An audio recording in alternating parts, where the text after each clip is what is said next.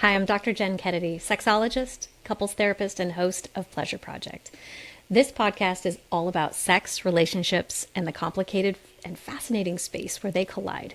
We talk about desire, connection, dysfunction, communication, exploration, toys, trends, and the things people usually are thinking about, but not always saying out loud. Some episodes feature leading experts, and sometimes it's just me and honest conversations with you. Either way, the goal is simple: more insight, more connection, and more pleasure. If you enjoy these conversations, you can follow along on Instagram, TikTok, YouTube, LinkedIn at Dr. Jenn Kennedy, or visit my website at drjennkennedy.com for even more resources and conversations around intimacy, relationships. All right, let's get into it. All right, so welcome back to the Pleasure Project. You might notice things look a little bit different. We have switched things up. We are coming to the couch instead of the desk. So this is the new studio. So in this episode, we talk about the mental load that so many people carry and how that creates a lack of desire, the resentment, the frustration, the exhaustion, and the plain boredom. So we're going to look at things that get in the way and how you might talk to your partner, how you can move from manager over to partner, and different just scenarios, real life scenarios that come up on the mental load challenges and how you can work with those to have a better partnership and have a better sex life. So tune in. This is an idea that comes up quite a bit in session. And, it's that idea that what gets in the way of the erotic space and the ability to shift into playful sexual energy is this mental load that we are carrying. And it can be men or women. Quite often I hear it coming from women, but it can come from anybody. When you are carrying this big, heavy load that is really coming from a lot of responsibility, it makes it really hard for you to shift over into the playful zone, into the erotic zone. So we're going to dive into that and understand a little bit better about what that looks like and why it makes it so difficult for you. So what do we mean by mental load? It's the invisible job to remember, to plan, to anticipate. So if you're in a partnership, it's kind of like when somebody says, I'm going to give you directions. If you are the person that leans forward and says, I know, I'm the person, I'm going to take the directions. Or if you're the person that's like, nope, not me. The person who is the planner, the one that remembers, that plans, that anticipates what's going to happen next for the two of you, that is the person that's likely got the bigger mental load. So it's not so much just the doing, because oftentimes both people are doing, right? There's tasks that are split between you in various ways. It just comes down to skills.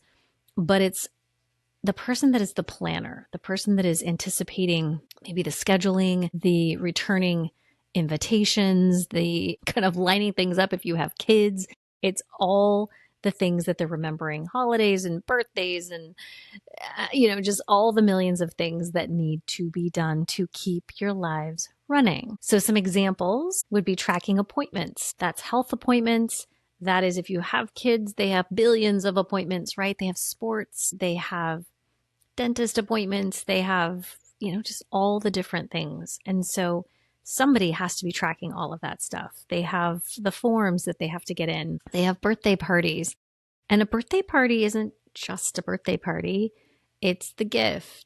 It's the theme. It's the outfit. It's all of the things that go into showing up at that event correctly. And so somebody is making all those plans, and that goes back to the mental load. It's also things like groceries. Sounds simple, right? But somebody in the household is providing the food and the groceries, and that's usually the person who's cooking, because they know what you need to actually make the meals happen. And some people might be getting groceries delivered, but for the most part, somebody is actually going to the grocery store and getting those food items. That requires a lot of planning, getting all those individual items, anticipating what you're going to put together, assemble for these amazing meals that you're going to eat, actually executing them. That requires a huge mental load. So that person gets a lot of credit. It's the social planning for the family. It's the vacation planning. Oh my gosh, vacations require so many things, all the flights, all the mapping, all of the ticketing, all the hotels. Somebody is doing all of that in the family. All the communication that happens so that the family knows who, what, when, where. Somebody is tracking all of that, and that creates a mental load. And it's really valuable to have that person. And it also comes with responsibility. And sometimes it makes it really hard to step away from that role, to be in a more playful space, to be in a more erotic space. So recognize in your relationship, and it might not just be one person, maybe one or the both of you kind of share this load, but who is carrying what type of mental load? So who is the default person for logistics? And there might be two working parents that are both splitting this. There might be one working parent who is going off to a job and one parent who is doing the bulk of this other stuff. But does it get recognized? Is there awareness of all of this, oftentimes invisible labor that is happening? So why does this impact libido? Because when you're tracking hundreds of things on these micro levels, it's mental clutter and it's hard to see. But it's like if you've got to have your kids at, 8 different appointments in a week, plus you've got to remember to get all the groceries for, 10 different meals, plus you have your own health appointments, plus, maybe you've got maintenance happening on the house, plus you've got animals that might need care, right? It just exponentially starts to mean you've got literally hundreds of things that you're tracking all the time. So it makes it more difficult to calm your brain down, to go over and feel playful or desirous or curious even, because you're allotting most of your mental energy into these other things. So your brain is in management mode. It's not so much in connection mode.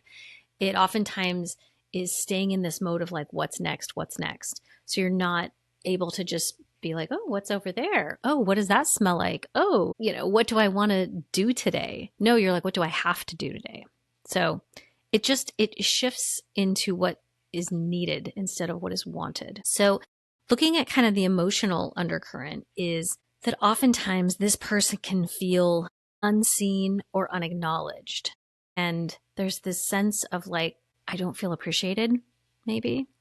I do all these things that don't get noticed because they're small things, they're incremental things, right? The end result is this person made it to this event, this sport, this appointment, this whatever, but there was all this coordination that led up to it that doesn't get recognized. So sometimes they don't feel seen or acknowledged. That can lead to resentment on the part of the person who is carrying the mental load that is doing all these gymnastics to make this happen. So you can imagine the resentment is building. Resentment is also a desire killer. So desire starts to shut down, and that creates some degree of like self-protection. I have to do all this. They don't even see me or appreciate me. So I'm just going to take care of myself kind of over here. So we have to look at the ways that kind of having all that mental load serves you. And I would say, because there are some ways it does serve. It certainly serves the family. It keeps that machine running quite well. But also for the person that's in that role, and I have been in that role plenty in my life, there's a sense of control. There's a sense of competence. I hear this from a lot of moms, like, I know best. I know what to do. I can do this better than he can. I kind of like running things. I run a very tight ship. And there's kind of a resentment that partner doesn't help. And then there's also a guardedness that they don't want partner to help. So it's interesting. And I would say the one carrying the bulk of the mental load has an identity of being on top of it. They like feeling so capable. And so sometimes when I turn things and hold that mirror up, they don't like it because they have to admit that, yes, they're a little bit of a martyr at times of wanting to get credit or wanting to, so much of their identity is tied into being the doer and really solving the family's problem or the couple's problem, or just doing so much that they are avoiding disappointment and things falling through the cracks. So they're vigilant about checking things and making sure that everything is done And so that requires a lot of energy. So the ways it doesn't serve you is that it's exhausting. It's exhausting to pay that much attention and to feel like you're caretaking people all the time, right? You're caretaking certainly your partner, but if you have kids too or a larger family, there's just nonstop people to monitor, things to double check. Nobody's doing it as well as you would. Nobody's doing it to your satisfaction. So that's sort of a loop of disappointment and agitation. And then also you're getting pushback from everyone in your world because they know that you're feeling like they're not good enough. So that creates a chronic stress sort of feedback loop. There's also a reinforcing imbalance in the relationship because strangely, you're contributing in this important way, and yet you don't feel respected. And so there's this sort of superiority thing that can happen, but also inferiority. So there's this power imbalance that can somehow happen. And it's a largely unspoken, but it's this back and forth tug of war that can somehow result. And I definitely see this happen with some frequency. Lastly, it blocks spontaneity because when you've got all this responsibility on your plate, it is really hard to just say, let's blow the day off and not get out of bed. Let's just hang here and make love, right? Or let's just take a drive up the coast. You're not going to do that. You've got way too much on your plate. You cannot do that because you might drop all the balls. And then what? What does that say about you? So also recognizing and understanding that one of the liabilities is the lack of spontaneity. It's going to block that for you because that's not going to feel accessible. It also is going to block your pleasure because pleasure comes with curiosity and playfulness and delight. And that's hard to access when you're being hyper responsible. The two don't coexist. They really don't. So that's hard. Desire and pleasure don't hang out here. They hang out over here in the play space, and you're not in the play space. You're in the do and the get it done space. So let's take a quick break and we'll be right back. Okay, so let's take a quick pause to share something I've been building that I think you will really appreciate if you're interested in sexuality, relationships, desire, and the deeper psychology behind connection. So, beyond the podcast, I create courses, tools, and educational resources designed to help people better understand themselves, their relationships, and the complexities of intimacy.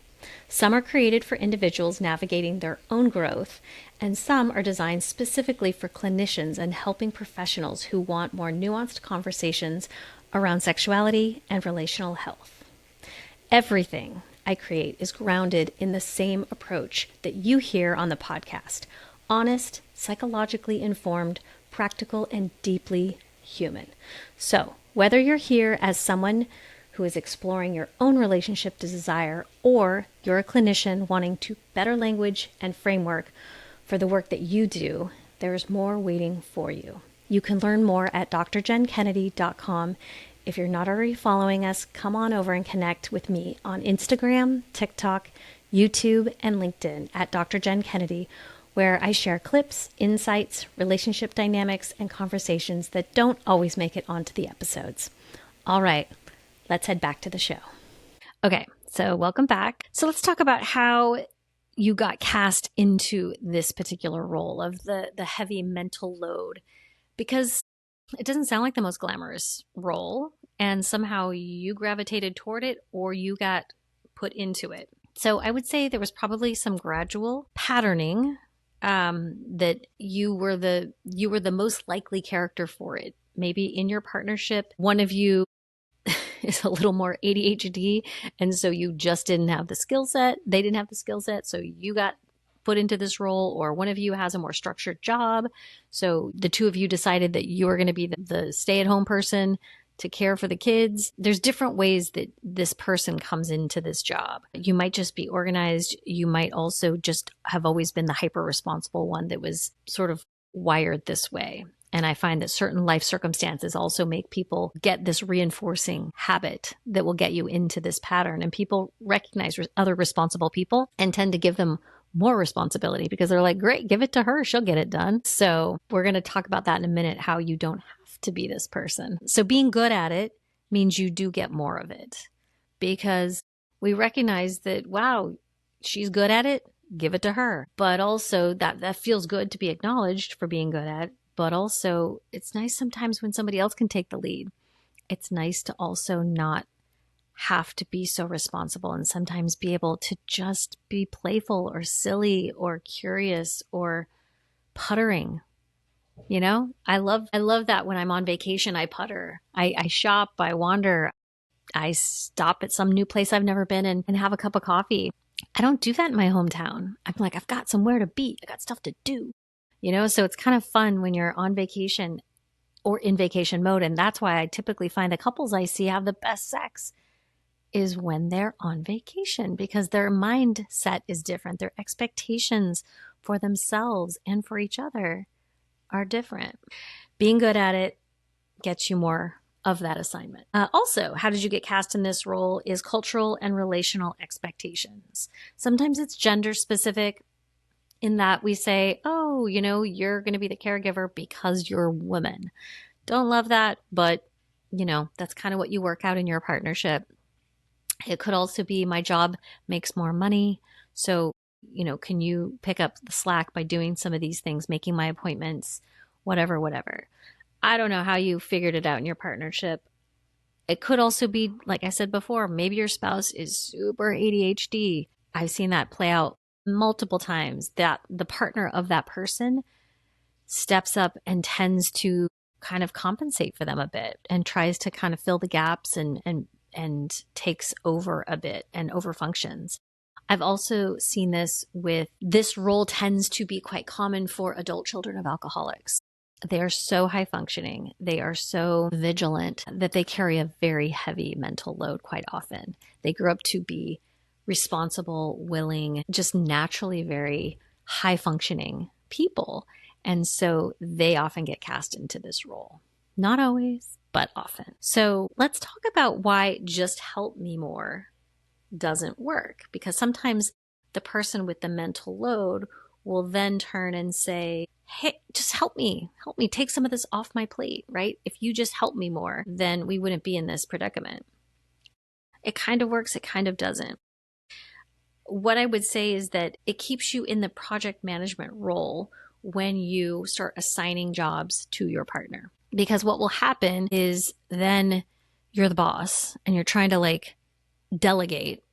I mean, it's kind of helpful, but oftentimes I find that they don't actually think that everyone that they have given a role does it right. They can be dissatisfied with the results, and that's what they will communicate. And so then the staff, which is their family members or their spouse, will resent them or turn on them or refuse to continue.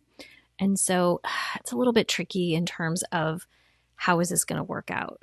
Ideally, there is more communication about shared responsibility, or there's at least some acknowledgement that everything doesn't have to be done quite as fastidiously, or maybe there is a reallocation of roles, something like that. Also, sometimes when one person starts to become the boss and starts assigning tasks, it creates like this parent-child dynamic. I see this with couples where one is ADHD and the other person's trying to get them a partner. Boy, it can create like a real, like, I've assigned you chores and it's like, you're not my parent. And so that will really kill any sort of desirous energy between you, because if you feel like someone is bossing you around, boy, it doesn't work very well. So cautionary tale, try to do that dynamic. So in terms of starting a conversation, I would say lead with impact and not with blame. So lead with impact and not with blame.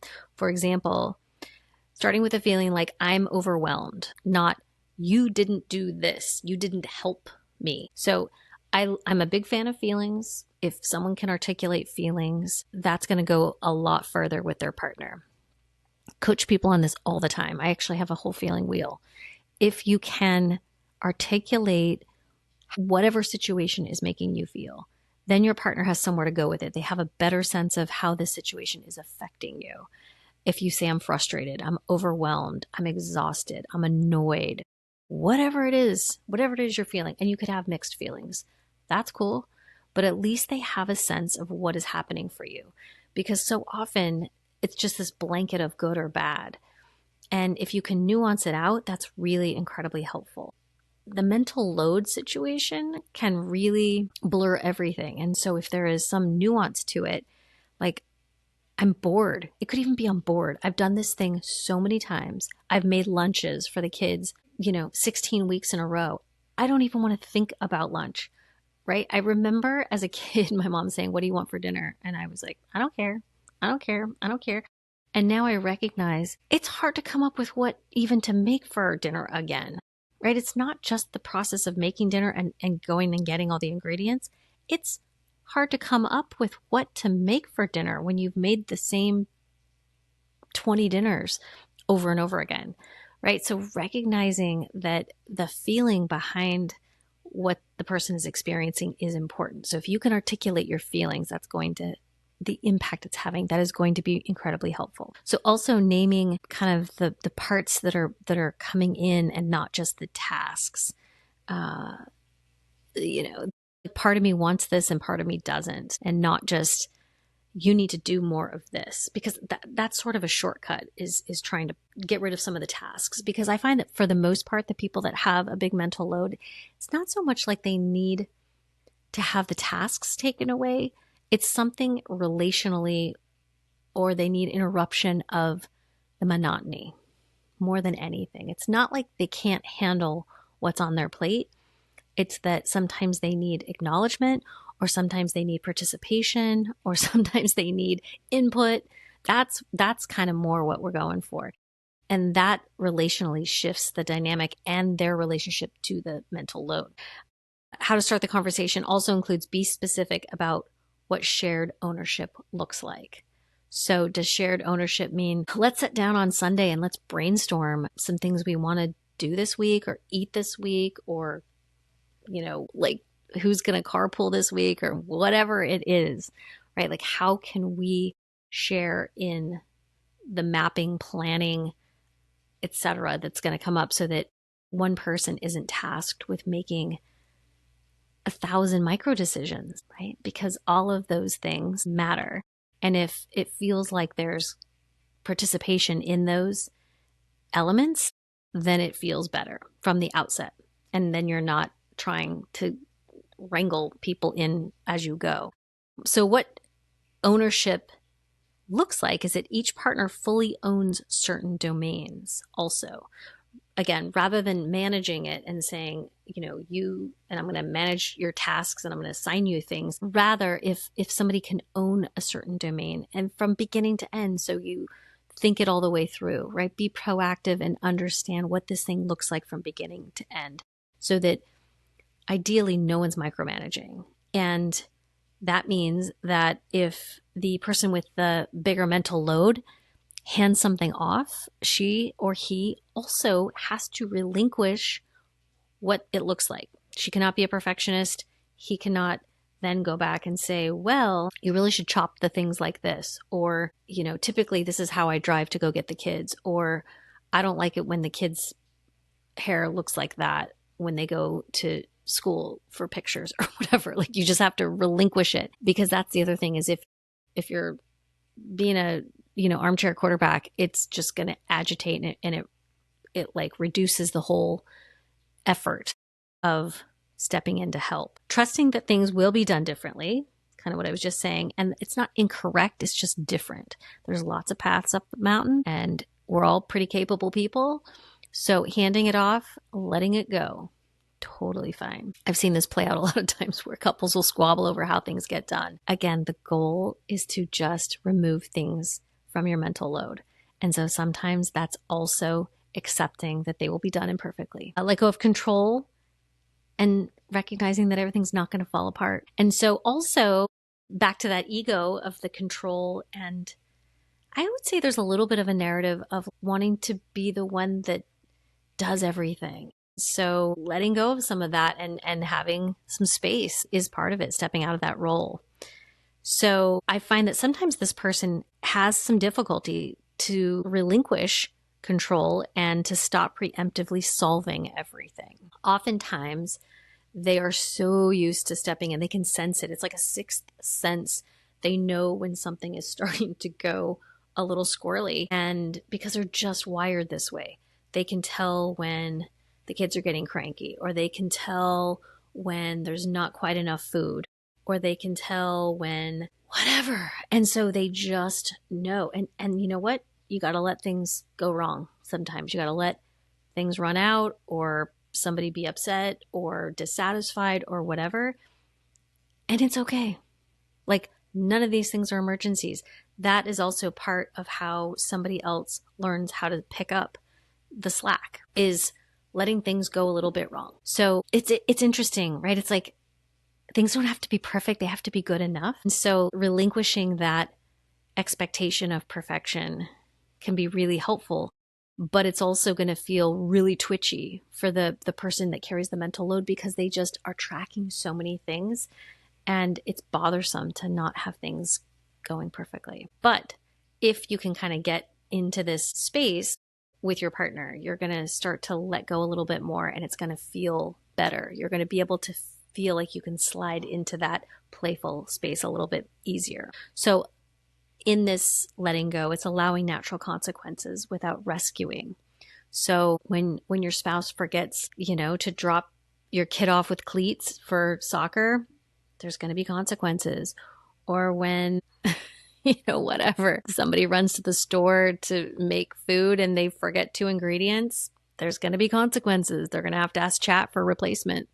There's just a million variations on this, but don't rescue. Don't feel like you have to rescue people all the time. Tolerate the discomfort of things being good enough, because most of the time they are good enough. We'll be fine. And then from that, pivot over to starting to rebuild desire. So create mental space before expecting sexual energy.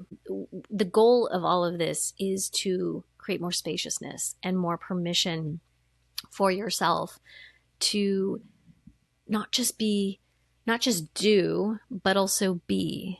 I'm going to say that again, not just do for everybody else and for the family and for the partnership, but also be in a space of curiosity, of exploration, of just relaxation, because that's where you're going to shift into a more erotic, desirous headspace. Shift also from being a manager to a partner, because if you're in the manager role, that's not an erotic space for most people.